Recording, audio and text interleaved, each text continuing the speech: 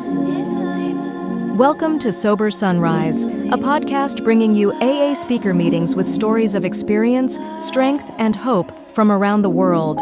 We bring you several new speakers weekly, so be sure to subscribe. If you'd like to help us remain self-supporting, please visit our website at sober-sunrise.com. Whether you join us in the morning or at night, there's nothing better than a sober sunrise. We hope that you enjoy today's speaker.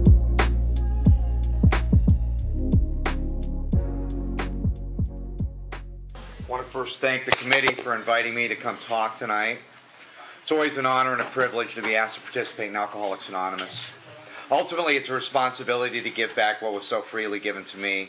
I just love the panel. Everything that they said tonight was, I was just, yeah, me too, yeah, me too. And the last one made it sound fun again.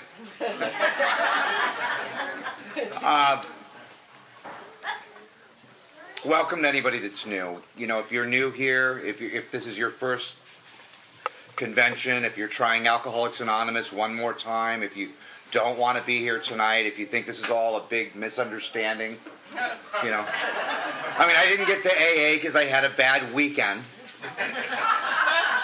You know, I had a couple of bad decades. You know, right? And for me, like a lot of us, this eventually became a matter of life and death. I know that in a small community like this, I'm sure that you have, you know, groups where you have your perpetual newcomer, right? I mean, because I was that guy. I stood up in Alcoholics Anonymous for 17 years. It was horrible. And in Southern California, we give chips for like 30, 60, 90 days. I'm sure you guys do that here. I had so many chips and key tags in AA, like I could have played poker with them. It was horrible. I remember one secretary saying, "Give them back." You know, and I did that walk of shame over and over and over again. And I thank God for the unconditional love of the old timers. Because what I would do as a newcomer is I would go into your head and look back at myself and I would think, oh my gosh, what a loser. Why can't you get this? What's wrong with you? And I know the old timers were judging me. You know, if you're new, we're judging. I mean, I'm not that spiritual. My home group makes bets. I mean, I love it when they say, oh, don't judge anybody in AA. You guys ever hear that? Right? And then what do they tell you 5 minutes later? Stick with the winners. That's not confusing? I remember sitting in my counselor's office. I got the DTs, and I'm, you know, across this big desk in treatment, and he looks at me and he says, now, Adam, don't make any major changes in your first year. So I come to AA, I get a sponsor. What's the first thing he tells me? You got to change everything. Right? Don't make any major decisions in your first year. Anybody seen the third step?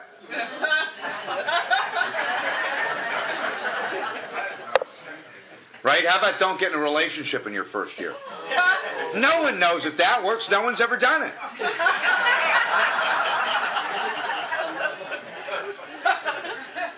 I always look for the people that aren't laughing. Right? There's always a saint in the crowd, right? If you got a halo, don't let it choke you. I know, but the one I love is God doesn't give us more than we could handle. You know, if I really believe that statement, if I really believe that God didn't give me more than I can handle, I wouldn't need God's help. And the longer I've been sober, the longer I've been separated from alcohol, the more I've come to terms with the fact that I absolutely, desperately need God's help. I need your help. And if you're new, and I know how hard it is to be new in Alcoholics Anonymous, help is the dirtiest 4-letter word in AA. The hardest thing for most of us to do was to admit complete defeat. And I thank God, if you're new, for the unconditional love of the old-timers who said stuff to me like, you know what, don't even bother taking shifts. Just sit in the back. Shut up. Right? In a loving way, you know. But they also made it really clear to me, and I hope that if you're new, they made it really clear to me that if and when I was ready, if and when I was ready, that the doors of Alcoholics Anonymous would always be open to a drunk like me. And if you're new, I pray that you hear that. Because next to my parents, and my parents didn't love me unconditionally, but next to them, Alcoholics Anonymous is the closest thing to unconditional love that a drunk like me will ever experience. No matter how many lives I destroyed, how many hearts I broke, how many jobs I lost, how many cars I wrecked, how many horrible, humiliating, despicable things that I did as an alcoholic, the doors of AA have always been open to someone like me. So with all that guilt and shame, that I'm walking around with, I eventually started coming to meetings drunk. Now, the interesting thing about AA these days, and we heard it from the panel, if you see a guy drunk in an AA meeting, 2014, people say stuff like, oh my gosh, what's he doing here? Right? I mean, think about it. With the event of treatment, which is now this kind of multi-billion-dollar empire that's grown up about AA, that swoops us up in our most desperate moments, throws us into yoga class. Right? Craft hour. I'm making like bongs and belt buckles. Nature walks. But what I'd do is I'd go to 7-Eleven, I'd get myself a big gulp cup, fill it up with liquor, put a little Coca-Cola on top, and then I'd cruise into the late night Hollywood AA meeting. Do some of my best sharing. I know they didn't think that was funny. And then I started going through treatment centers. And there's a section in the big book, the chapter to wives, it talks about 4 specific types of alcoholics. And it enumerates them, type 1, type 2, type 3. And that 4th type of alcoholic in that chapter is the type of alcoholic that's been placed in one institution after another, that typically drinks on his way home from the hospital. And somehow that's what I had become. With all the hope and all the promise and all the education and everything that my loving parents had given to me, I became this person that was going through treatment center after treatment center after treatment center. By the time I finally got sober, I'd gone through treatment 28 times. Not 28 days like the movie. This isn't Hollywood. 28 consecutive times. And I wore that like a badge of honor. I thought that's what, made me an alcoholic. And I remember telling my sponsor, I went through treatment 28 times. I was hoping that would, get rid of the guy. Loser, I'm going to ruin his batting average, right? Go find someone that's willing. And he looks me right in the eye and he says, Adam, that doesn't make you an alcoholic. And I thought, you're kidding? He says, oh, no, it means you paid $500,000 for a big book. That was my inheritance and my college tuition. And I didn't think that was funny either. And I'm not going to start citing and quoting pages tonight out of the big book. But page 101 of the big book says any scheme that attempts to shield the alcoholic from temptation is doomed to failure. See, for me, like a lot of us, treatment was a great place to fatten me up for another run. But treatment never solved the problem. And as an alcoholic, like so many of us, I always thought the problem was alcohol. I've been hearing that since I was in middle school. Why do you drink so much? Why don't you just stop? Why are you always hungover in class? I always thought the problem was alcohol. And I remember someone in AA coming up to me and saying, Adam, if alcohol's your problem, that drink, that shot glass, that 12-pack, if that's your problem, you're probably not an alcoholic. And then in the very next breath he says to me, and if you are in fact an alcoholic, the type that's described in the doctor's opinion, in the big book of Alcoholics Anonymous, your problem isn't alcohol. And you know what? It took me another decade to understand what he was trying to tell me. It was like some kind of cruel riddle. I drank over that for years. But I had got involved with a home group in Alcoholics Anonymous that asked me some very specific questions about my drinking. They took a lot of the statements in the big book and directed them to me. Was I incapable of being honest? Did I drink because I liked the effect? Was I restless, irritable, and discontent by nature? Was my greatest obsession that somehow, someday I would control and enjoy my drinking? And I started to see the truth about alcoholism. I started to see the truth about my relationship to alcohol. And one of those things that I saw was that I was never able to live with alcohol. Even at that age of 14, 15 years old, I was already pissing in my pants, drunk in class, passed out under the bleachers. My nickname in 8th grade was Space Cadet. I couldn't find homeroom. You know what I mean? People are picking high schools. I'm already picking rehabs.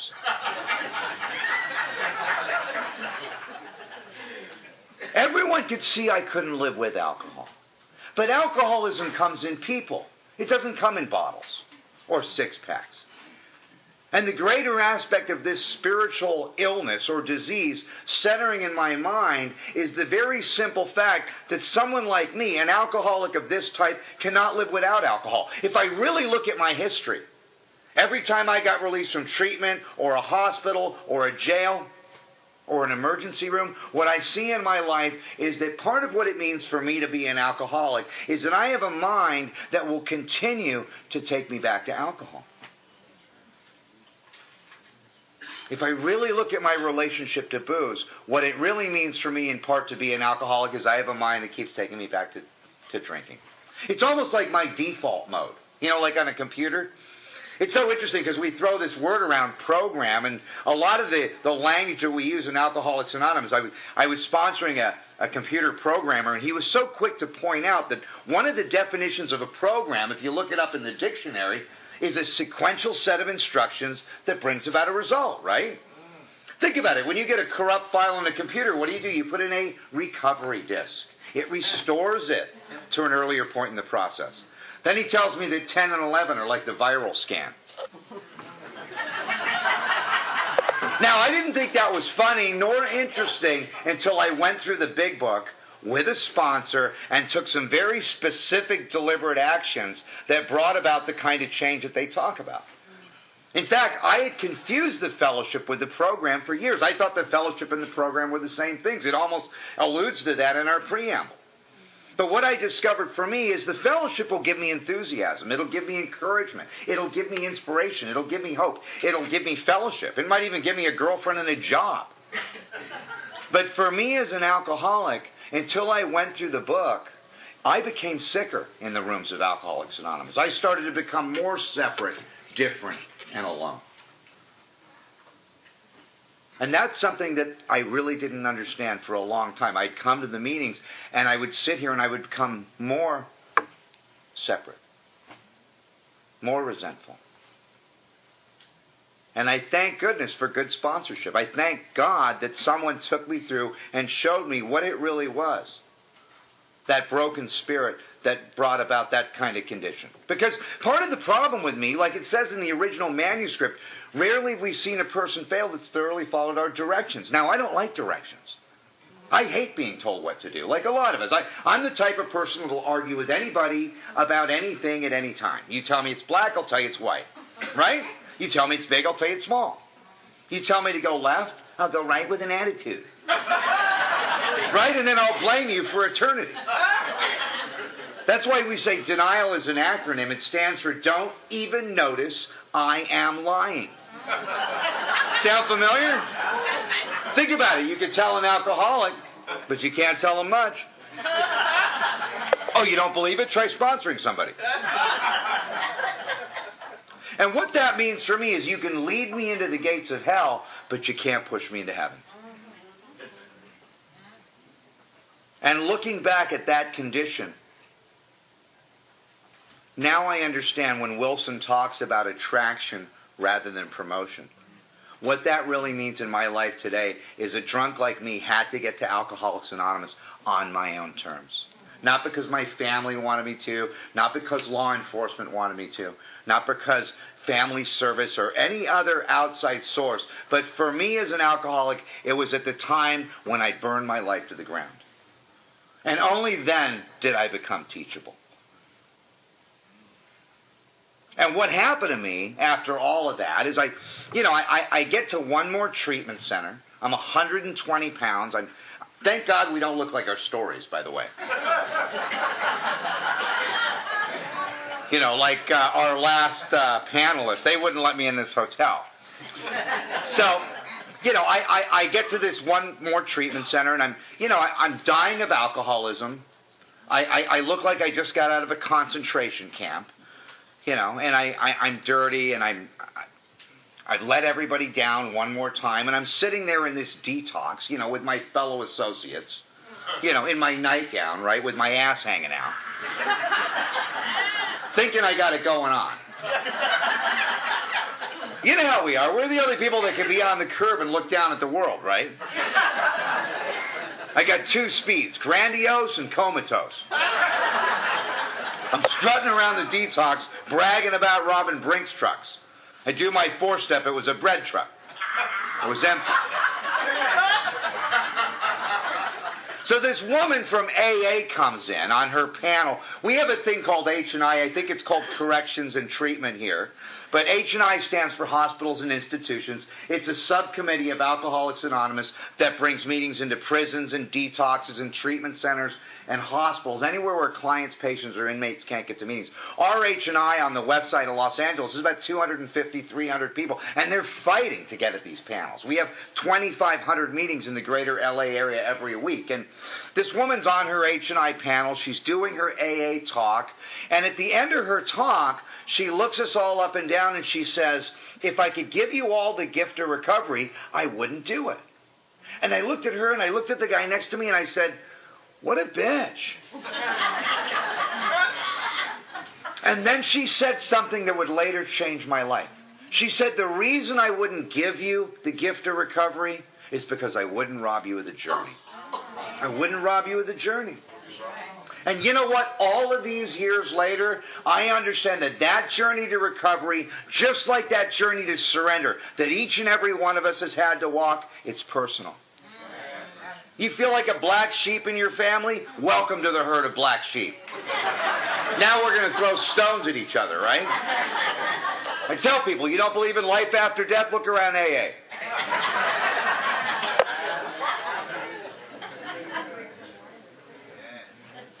But that walk to pitiful and comprehensible demoralization, nobody could give me that.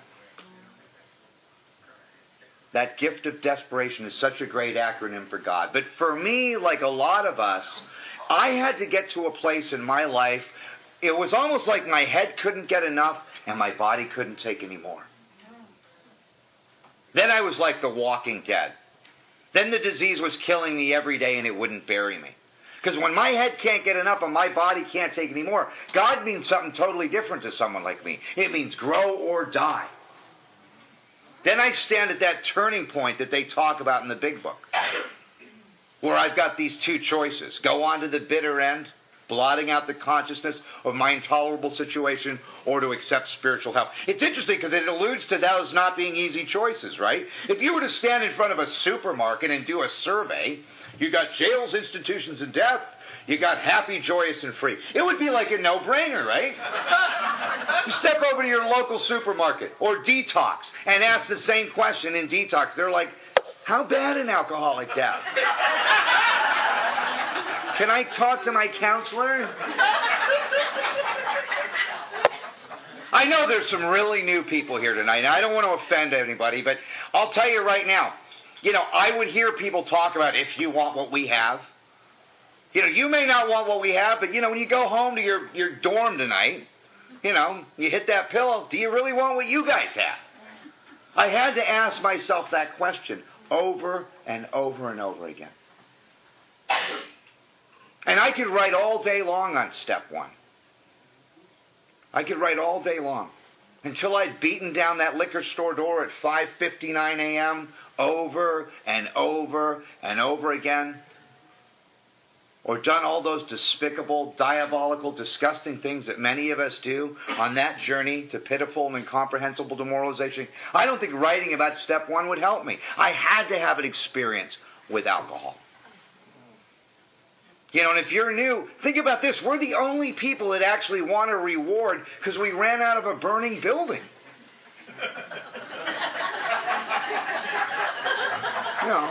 Really. You're feeling heroic because you gave up your big Friday night to hang out with us? This is the only place on God's earth where they'll actually applaud because you came in to save your own life. Sitting around tonight thinking about drinking, if that's what you're thinking, that beats the heck out of being in some sleazy bar right now thinking about getting sober. And you're wondering when the miracle's going to happen? You're in an AA meeting on a Friday night. The miracles happen.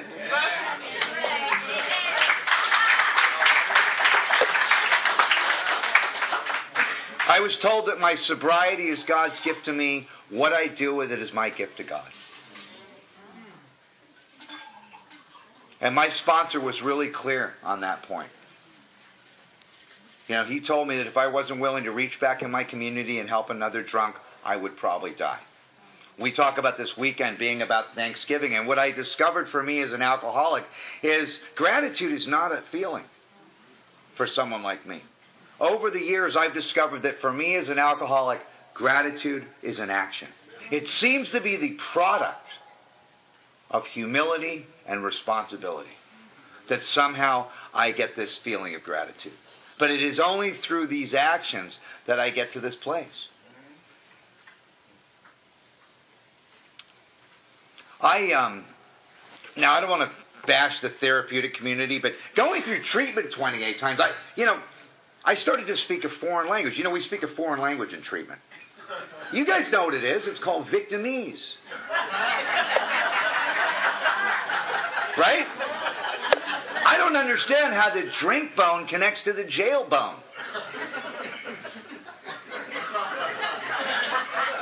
I need a class for that, right? It's kind of like I met her in rehab. I can't believe she drank.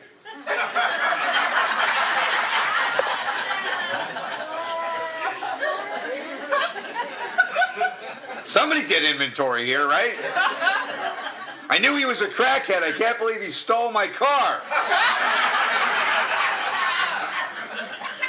Met her at the strip club. Can't believe she cheated. I always get one dancer that comes up to me after the meeting and says, but I don't cheat. What the big book says is how I make decisions based on self that later leave me in a position to be hurt. And what I discovered is until I connect those dots, I will always play victim. And you know what? Victims don't stay sober. The point of inventory for me was about discovery. To discover the things in me that were blocking me. And I was told that I had to continue with that process, to continue to take personal inventory. And when I was wrong, to promptly. But it's kind of like if you're going to eat crow, you might as well do it while it's still warm. Yeah.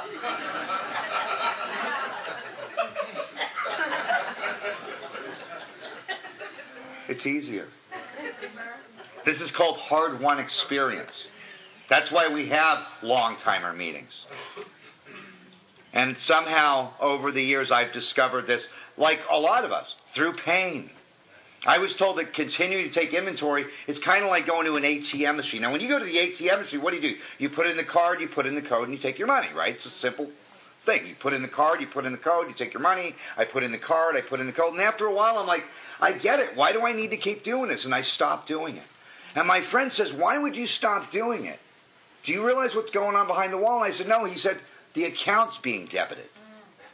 See, the phenomenon of living in 10, 11, and 12 is eventually I become emotionally separated from the events that used to own me.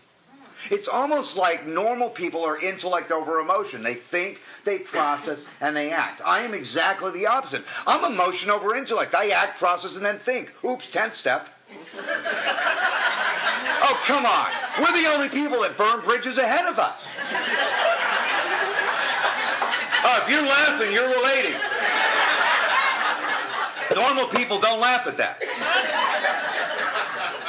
And the book says, unless I can have an entire psychic change, See, the disease of alcoholism for me is the only prison where the key's inside. What I discover through this process is wherever there's hysterics, there's historics. Wherever there's an emotional response, I have history. It's kind of like a map. Remember those things called maps before GPS? I know. There's two things you got to know with a map. You got to know where you're going. We all know where we're going, right? We have a disease called over-thereism, right? But in order for me to use a map, I have to also know where I am. And until I went through the literature and I started to discover that process through inventory, I couldn't see it. I was unable to see that. And that fifth step was about admission, acknowledgement, acceptance. Admission, acknowledgement, acceptance. It was a process by which eventually I got free. One of the things my sponsor said, he said, Adam, I want you to buy a black suit. And I said, why? And he said, well, unfortunately, if you stick around AA, it's going to come in handy. You're going to go to a lot of funerals. I'm sorry to tell you that. Then he said something really nice. He said, oh, and by the way, if you drink again, at least we'll have something nice to bury you in. And you know what? If you baby the alcoholic, you'll bury him. I needed to hear the truth about alcoholism. That it's fatal, it's progressive, it's chronic. It's like being on a train, and the train goes to one place. It goes to jails, institutions, and death. That's the only place it goes. If you're new, being here tonight, I feel safe and protected. But my experience with powerless isn't that I can't drink. It has been consistently my experience that what powerless means in my life is that eventually I will drink again. Unless I become willing to take actions here that right now, like for a lot of us, I didn't believe in. That I could have a daily reprieve contingent on the maintenance of my spiritual condition. I had to find out what that meant. That nothing would ensure immunity from drinking more than intensive work with others. One of the panelists tonight was talking about, you know why the grass is greener over there? It's because they're watering it.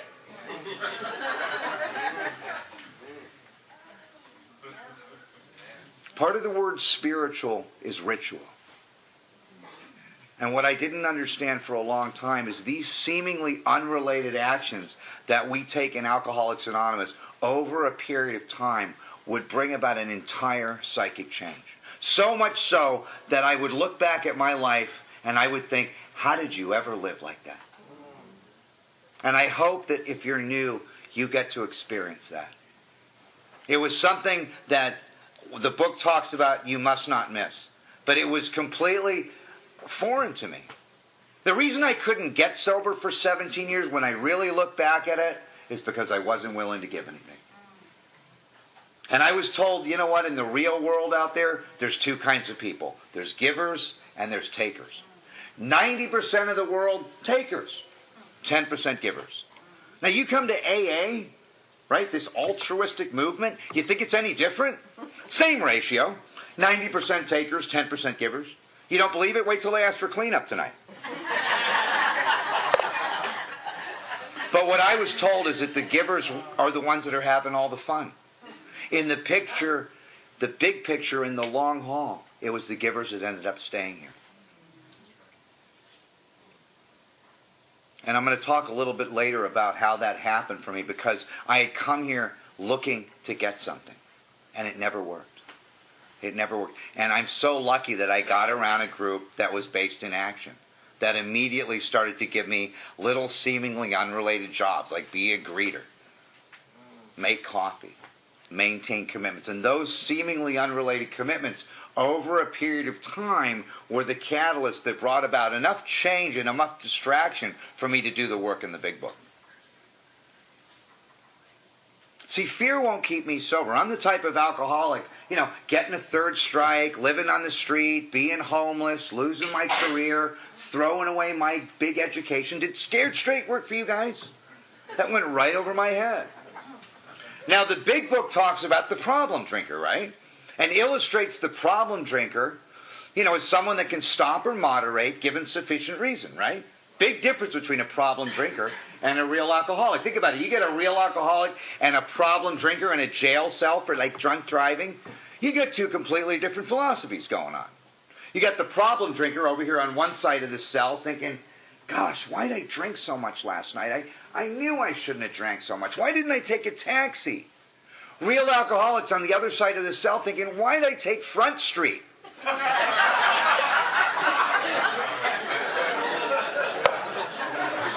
Now, we have people with court cards, and they never think that joke is funny. That's not funny at all. Right? You should have stayed home. You could have been cleaning your pipe tonight. Problem drinker's wife says, honey, if you don't stop drinking, I'm leaving you. Problem drinker cleans up his act, doesn't drink in the house, gets a little Visine. Now, if my woman says, honey, if you don't stop drinking, I'm leaving you, you know what I'm thinking, right? I'm thinking about single life. I mean, you want to see drama? Get between an alcoholic and a drink. If anything got in the way of booze, it was out of my life. I mean, alcohol was the love of my life. It completed me. It had me from hello, right? I mean, if anything got in the way of booze, it was out of my life. You think I'm going to let go of the love of my life without a fight? I can't even let go of a bad relationship.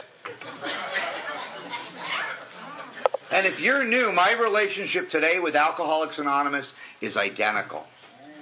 If anything gets in the way of AA for me, for this type of alcoholic, it's out of my life. A relationship, a woman, I don't care how beautiful she is, how much she loves me, how great she makes me look. I remember the first time I said that from a podium, there she was in the back of the room. She's like, honey, you don't look like an alcoholic. Oh my gosh, why do you got to go to all those meetings? Oh, you're not speaking again, are you? It's the weekend, sweetie. Then she tells me, you know that AA thing? It's getting in the way of our relationship. So it was around this time of year. It was Thanksgiving, right? And I'd been dating her a while. It was the big night. It was meet the parents night, right? So she wants me to come to her parents' house for Thanksgiving. So I'm at her parents, all dressed up, suit and tie, head of the table.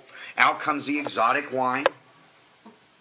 She's like, honey, you can have one glass of wine. Oh, come on. It's just a glass of wine, sweetheart. It's Thanksgiving. It's the big night. It's natural wine. 4 more rehabs. Oh, yeah, I stole her purse that night. Went down to the hood and bought an outside issue.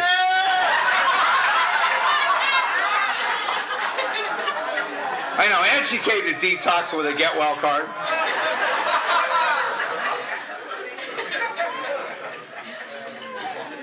Now, I don't want to offend anybody. I know I will. I think I got 4 cards from that one. I tried to send her to Codependence Anonymous. She wouldn't go. You know why? She didn't have anyone to go with.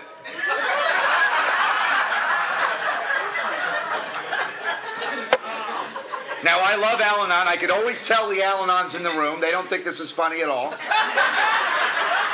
They can't stand to see us have a good time, even here.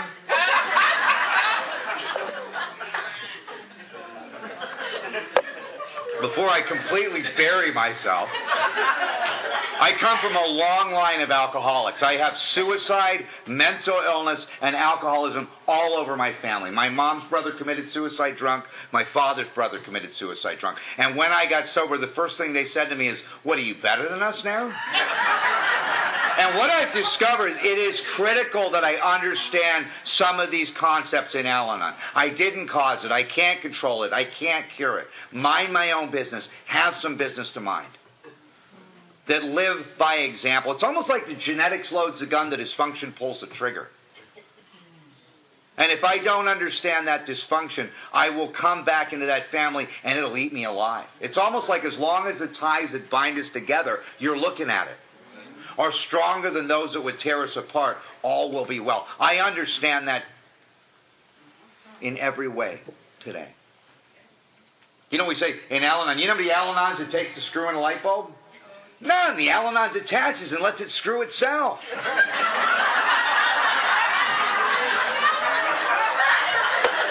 I know, I should be redeemed for that, right?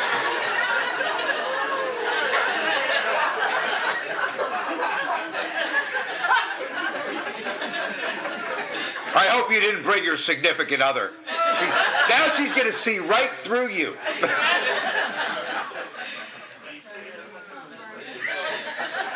I have sponsees that pay more in taxes than I earn all year. They have these huge careers and these little tiny programs. You know what? I've never seen one of them stand the test of time here. What do I do for a living? I stay sober. Oh, what do I do for money? That's over there. I get those two things mixed up, I'm back in handcuffs. I get those two things mixed up, I'm back in an emergency room. Or I get a double header, I'm handcuffed to a gurney in an emergency room. That has consistently been my experience. If you're new, puke smells the same in a Mercedes. It's a BMW here, I heard. But I can't solve that spiritual problem from the outside.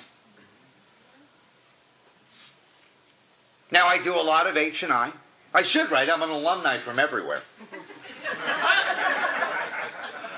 One of the most significant events in my life, we have these panels, like I was saying, with H&I. We have a Veterans Administration there in Los Angeles. It's huge. And they have these, alcoholic veterans. And, you get into a room this size full of soldiers, and they ask us to pick a topic. So me being a smartass, I pick surrender. Room gets dead quiet, right? Especially Marines. But, if you ever watch a soldier surrender, like on CNN, and if you're new, you might want to relate this to alcohol. You ever watch a soldier surrender? The illustration's perfect. You'll see the soldier take the rifle, very slowly lay it on the ground, sit on the side of the road, wait for someone to tell him what to do. Think about it. When you got 40 AK-47s pointed at your head, you don't throw down the gun with an attitude.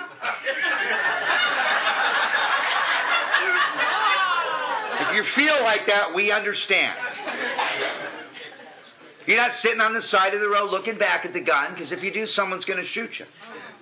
If you're new, I have to ask myself, am I looking back at alcohol?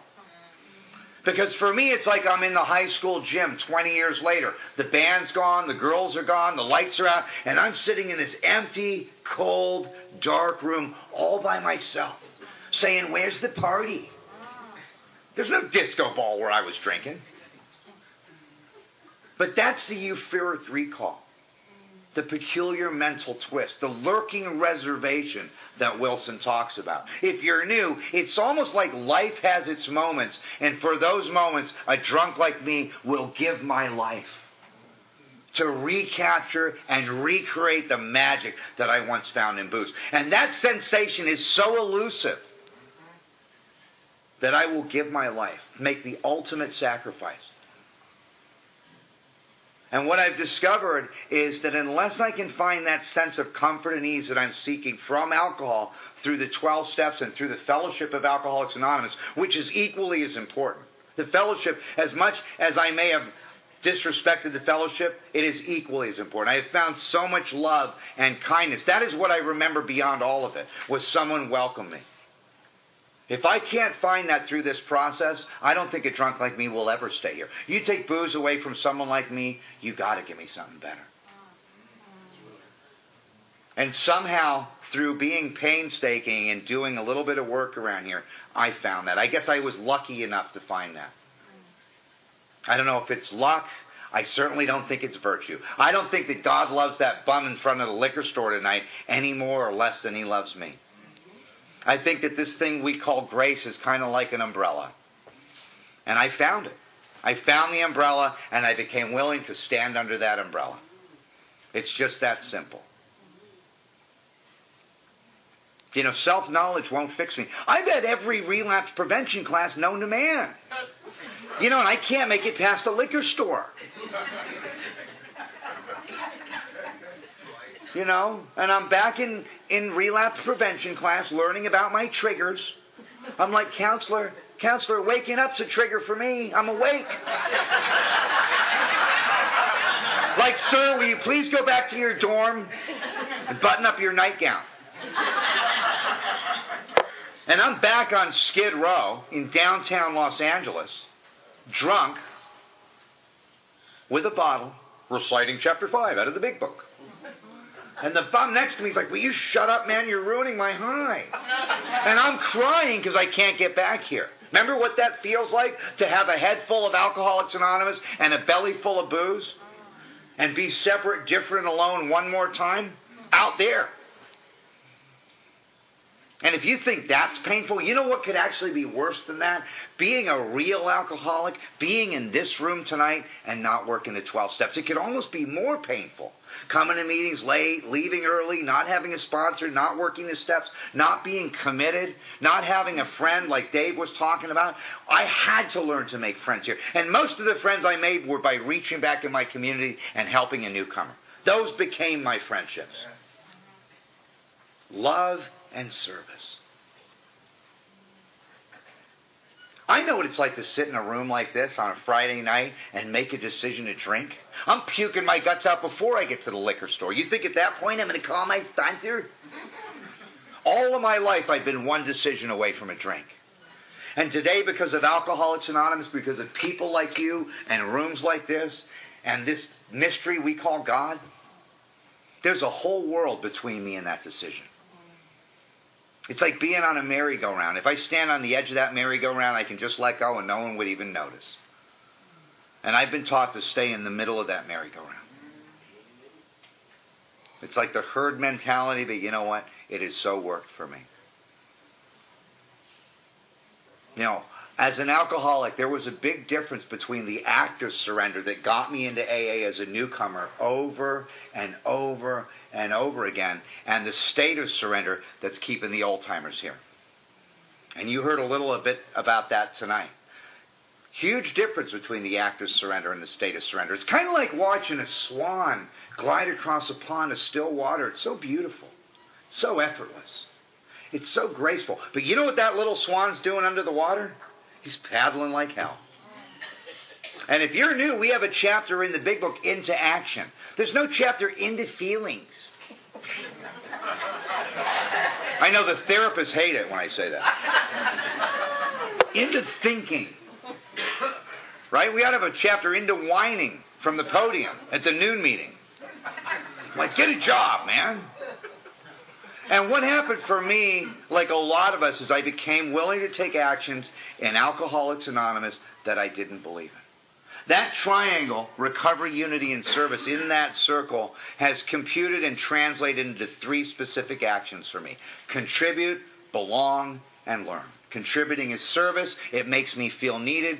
Belonging is unity. It makes me feel wanted. And to learn is to uncover, discover, and discard the things that are blocking me. And by taking those actions consistently, I feel wanted, needed, and loved. It's almost like part of the word spiritual being ritual. I took these actions consistently over a period of time, and it slowly changed my perception. There's another community that talks about wisdom, power, and love. The steps gave me wisdom, the fellowship has given me power, and by reaching back in my community through service, somehow by loving others unconditionally, for the first time in my life, I felt lovable. It wasn't the other way around. I remember telling my sponsor I had a degree when I came to AA. You know what he said to me? He said, Adam, thermometers have degrees. You know where they stick those?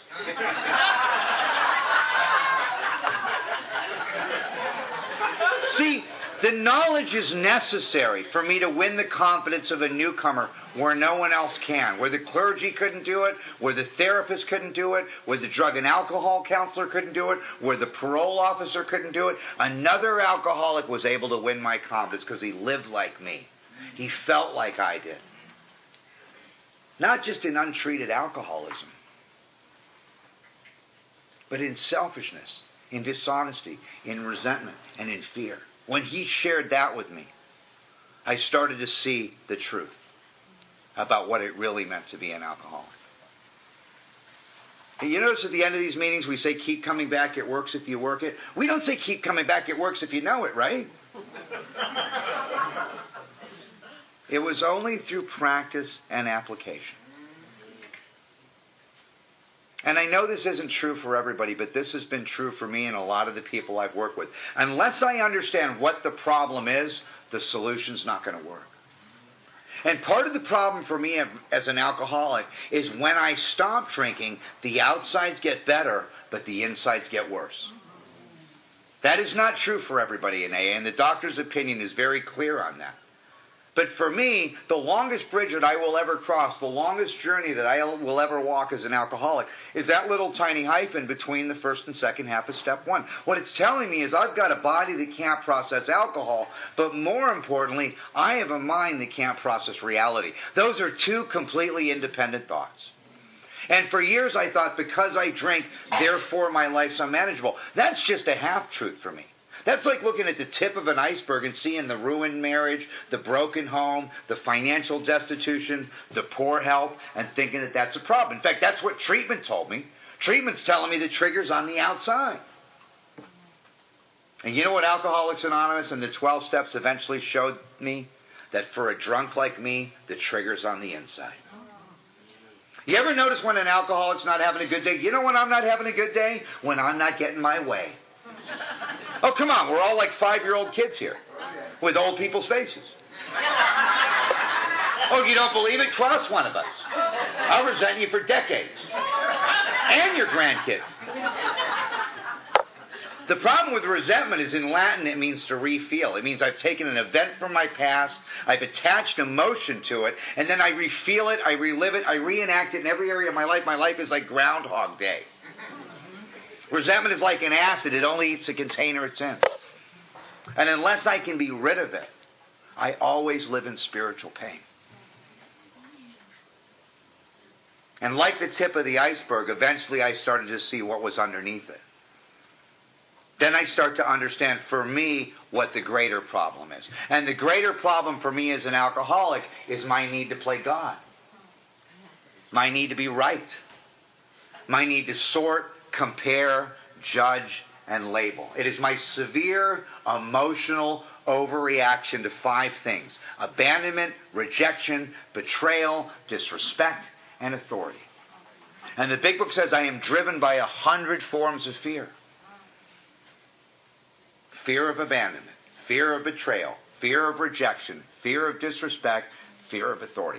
All of those things came out of that 3rd and 4th column for me. And as I take that inventory, I start to discover it. And they're all the same.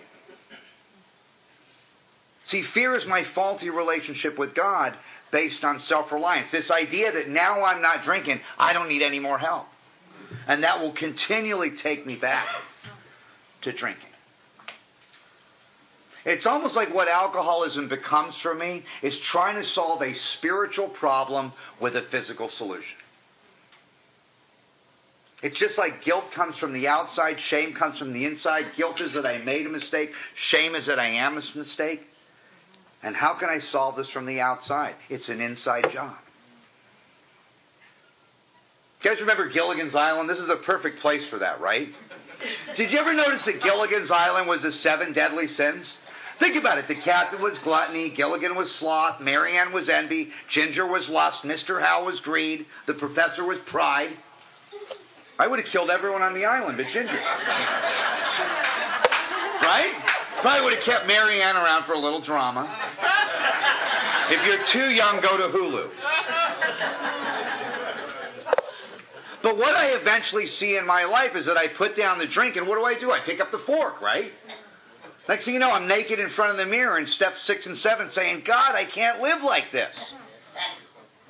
And with all that shame, I put down the fork and pick up the credit card. Now I'm going to fix what I did with the fork, right? I'm buying clothes. I'm in liposuction. Then I'm on my knees in bankruptcy court saying, God, I can't live like this anymore. Then I start acting out in the rooms. Can't go to that meeting again.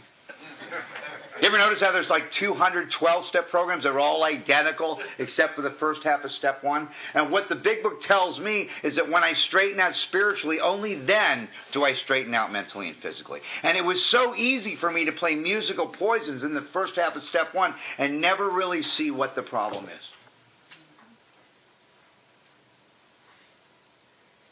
And I get to that same place again.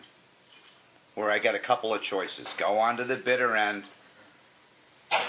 get drunk, or accept spiritual help. And I get to another surrender, like again our panel was talking about tonight.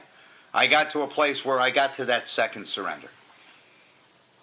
Then I started to discover what the real problem is. I love it when they say, just play the tape through. You ever hear that? Oh, yeah, just play the tape through. I'm like driving down the freeway in my brand new car, and I play the tape through to Skid Row, to the cardboard box. You know what my head tells me? Oh, Skid Row wasn't that bad. Toothless Honey, cardboard box. I can make it on Skid Row. I know, I'm low bottom. I know that's insanity, right? I always thought insanity was doing the same thing and expecting different results. That's what I heard in AA. That's not the insanity I live with. I have a completely different kind of insanity. It's doing the same thing, knowing exactly what's going to happen and what? Doing it anyway. Oh, come on. At least the other kind of insanity, doing the same thing and expecting different results, at least there's some hope there. I know I'm going back to jail. Just hopefully not today. I mean, it's almost like having sex with a gorilla. I know it's a little graphic, but, if you have sex with a gorilla, honey, it's not over till the gorilla says it's over, right?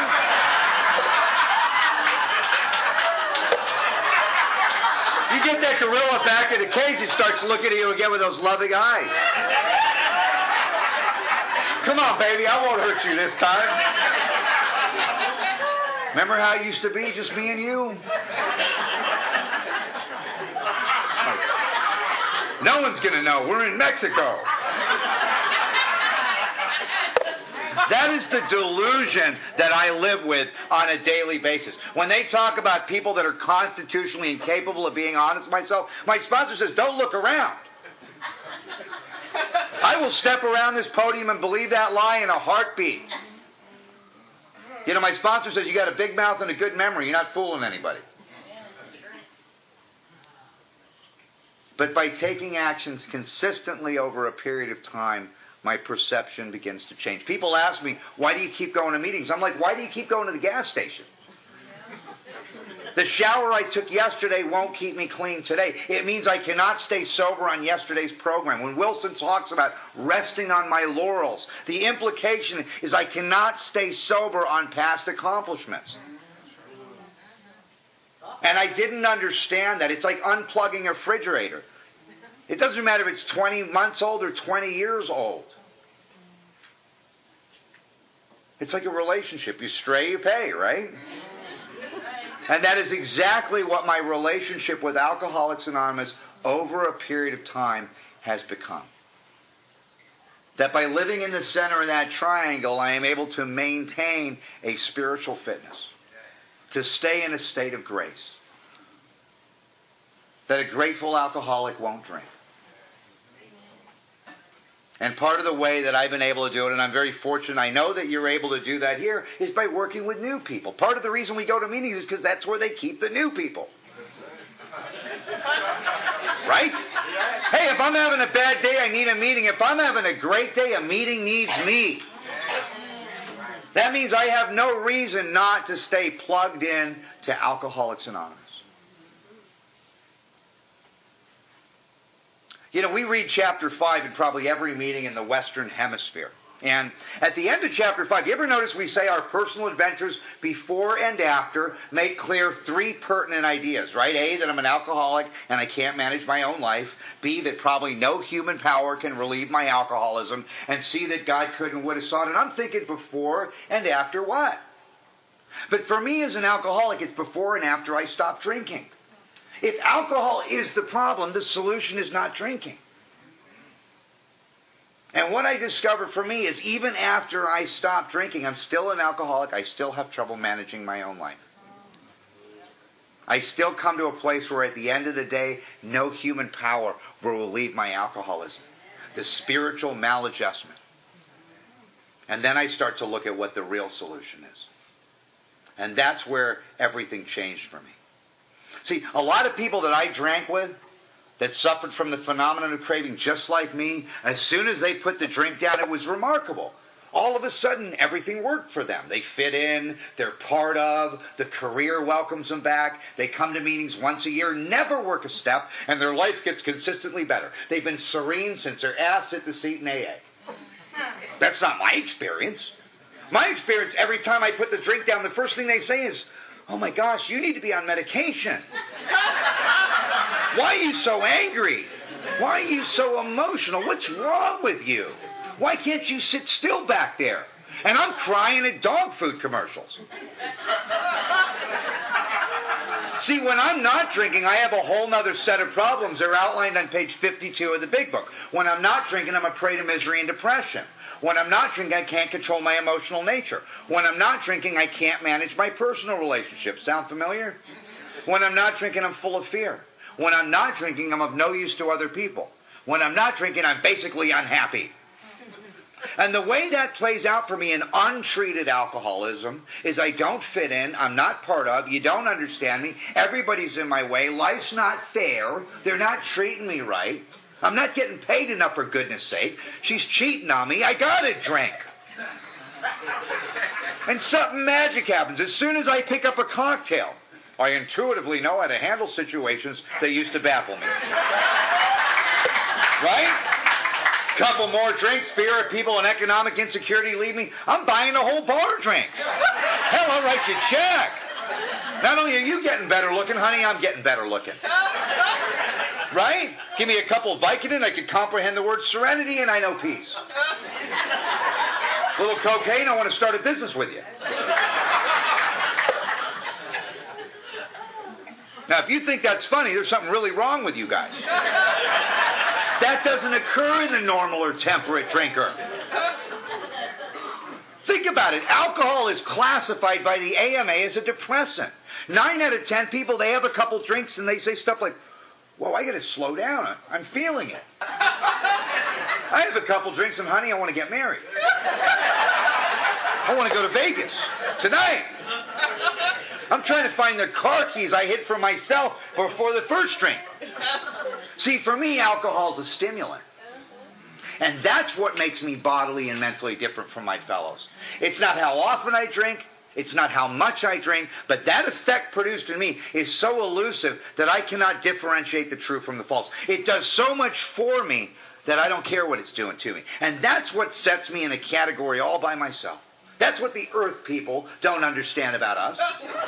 Or the Al-Anons. You can't figure out why we drink. We can't figure out why you don't. Well, now you know. And again, unless I can find that sense of comfort and ease that I'm seeking from alcohol through this process, I won't stay here.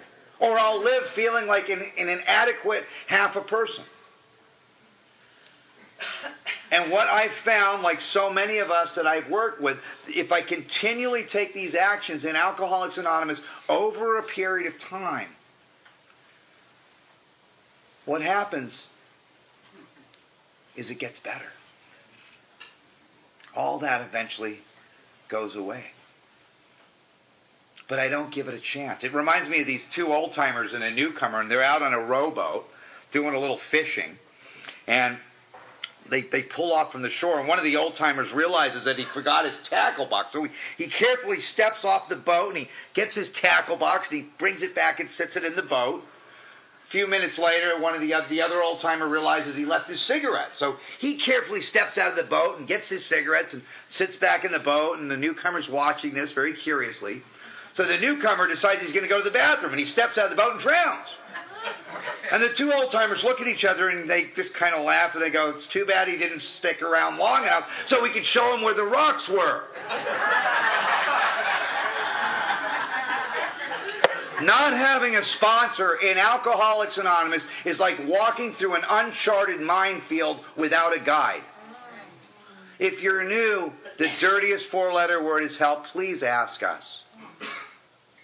There's so many wonderful people. Like Bobby has been so kind. We've been talking on the phone. There's so much love. I've talked to like 5 or 6 people here that have been around for 20 years. Besides the panel members. There is a central core of people here. If you're new, please get involved with this thing. I mean, just like a diabetic needs insulin, a cancer patient needs chemo, people like me need Alcoholics Anonymous. And I thank goodness for the 12 traditions. The steps stop me from committing suicide. If you haven't noticed, the traditions stop us from committing homicide, right? You don't believe it? Get involved in a committee. For years, I wanted to change everything about AA. And you know what? The longer I've been sober, the more I want to keep Alcoholics Anonymous exactly the way it is. Because this ensures our survival. People like us, that for probably 1,000 years before this ended up in institutions or dead or in asylums. You know, I watched my whole family perish behind resentment and behind alcoholism and behind dysfunction. And I could never, ever, ever pay Alcoholics Anonymous back for what this thing's given me. By the way, we have a chapter in the book, We Agnostics. If you're new, there's no chapter, We Believers.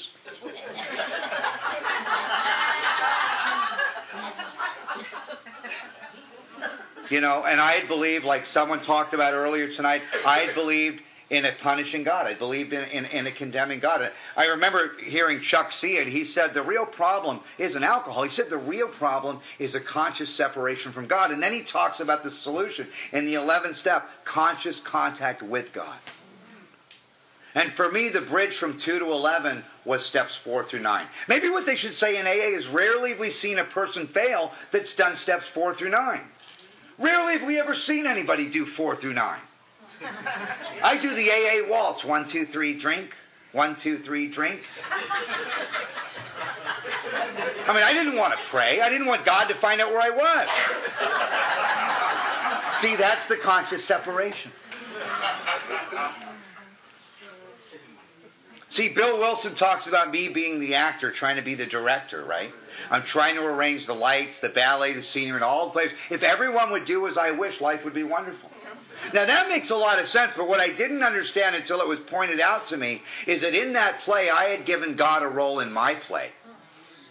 Subconsciously, when this power didn't meet my finite human expectations, I slowly became separate from that power. It talks about the idea of God being within every one of us, and it's obscured by pomp, calamity, and worship. I was asked to really take that apart and figure out what that was. And what I discovered is when he says he's the principal, I'm the agent, he's the father, I'm the child, he's the director, I'm the actor. All I had to understand was that God would steer, but God won't row. And for me, that simple idea was something that made sense to me. It's like when they asked Michelangelo, how did you make the statue of David? Michelangelo said, I never made the statue of David. I just chipped away everything that wasn't David, and there he was. So what happened to me is when I went through and asked these very specific questions, I started to see the truth about my delusion.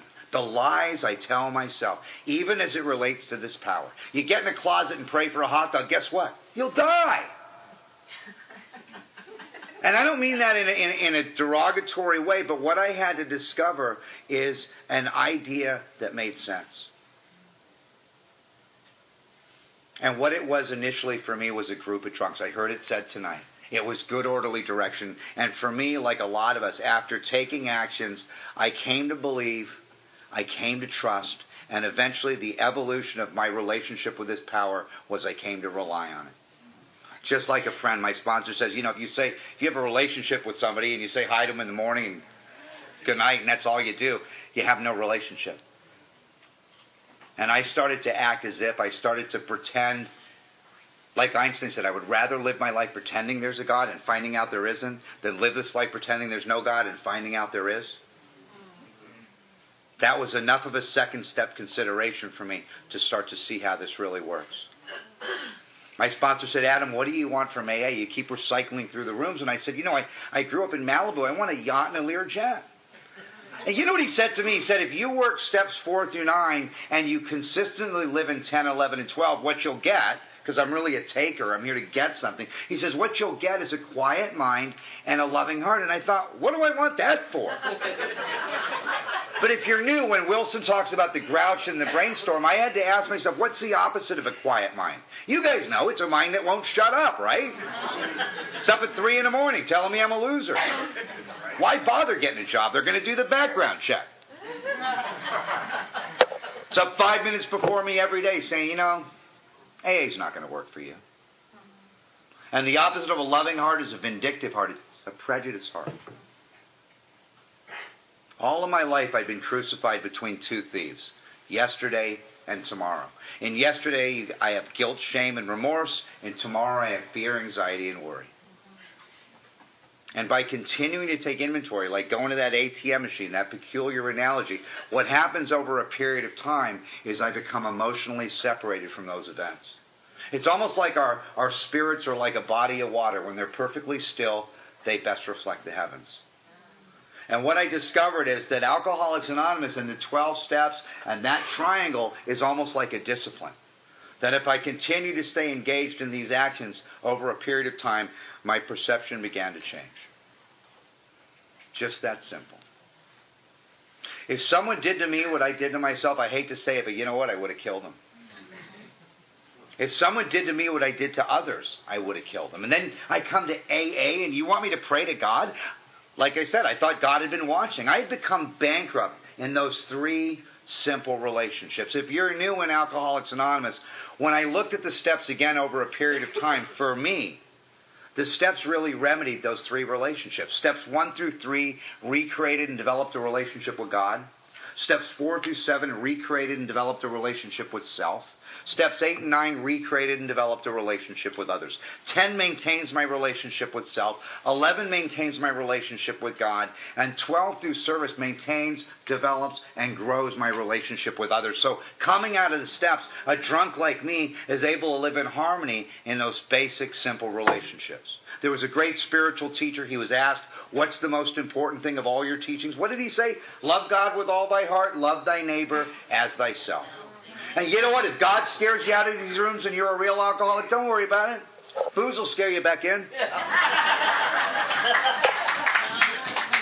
So in 1 through 3, I give it up. Steps 4 through 7, I clean it up. 8 and 9, I make it up. 10, 11, and 12, I keep it up.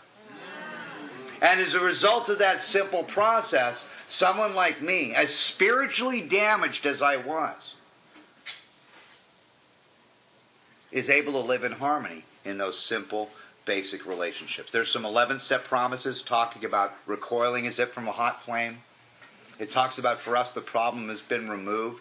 Those are even loftier promises than the 9-step promises. And it says they happen automatically. Only because I became willing to take actions here that I didn't believe in. Very simple, fundamental idea. So one of the things that happened to me when I walked out of that 28th treatment center is the guy that was running the detox said, Adam, why don't you come back to detox next week and tell everybody in treatment how you stayed sober a whole week, if you can make it. So for the next almost 8 years, I sat in 3 hours of bumper-to-bumper traffic from one side of LA County to the West Valley to tell everybody in detox how I made it a whole week. And I was tricked into service. Such a simple idea. The missing link. The 12th and final suggestion. There's a poem in Notre Dame that says, I sought my God I could not see. I sought my soul I could not free. I sought my brother, and I found all 3. And that's why we talk about nothing ensures immunity from drinking more than intensive work with others. You tell a 5-year-old kid, go in your room and straighten out your room. He doesn't want to do it. You tell that same little kid, go in your room and throw out all your old stuff. We'll buy you new stuff. How long would that take? If you're new, what if it was really true? What if it was really true that you could have a life beyond your wildest dreams? What if you could really have a way to navigate around the drama? What if it was really true that you could have relationships that really work? Because if people have to change for me to be happy, you know what? I'm done. What Alcoholics Anonymous has showed me over a period of time is how to be happy in a perfectly dysfunctional world. with really dysfunctional people. How to stay spiritually fit in the midst of that storm. One of the oldest stories in AA is about this little 5-year-old kid, and he wants to play with his dad, and the dad's, like an accountant. He's trying to figure out a way to occupy this little 5-year-old. So what the dad does, he gets this map of the world. National Geographic, they have those beautiful maps. And he gets this map of the world, and he rips it up into like 50 pieces, and he gives it to this little 5-year-old, and he gives the little boy some tape, and he says, what I want you to do, son, is I want you to put this map of the world back together, and when you're done, we'll play. And he's thinking it's going to take the little boy an hour.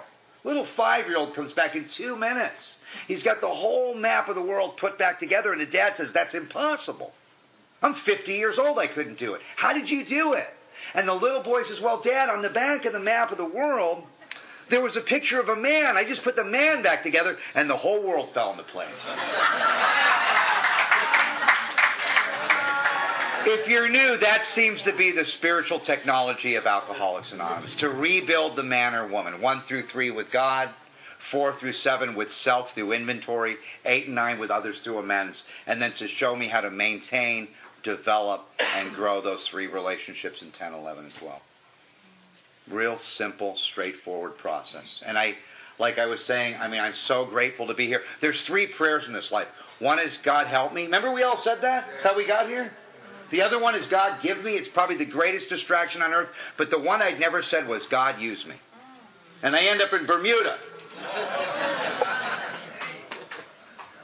I could never, ever, ever pay AA back. My mom moved and didn't leave a forwarding address. That's what I came in here with. I came in here with nothing. And, after 10 years, I got to get back and spend a number of years with her. Take her on wheelchair rides and be the son that she'd always hoped I would be. All the things that I had destroyed, you guys put together one little piece at a time. And I could never pay you back for that. Thank you, Bobby, for inviting me. Have a really great weekend. Thank you. Thank you for listening to Sober Sunrise. If you enjoyed today's episode, please give it a thumbs up as it will help share the message. Until next time, have a great day.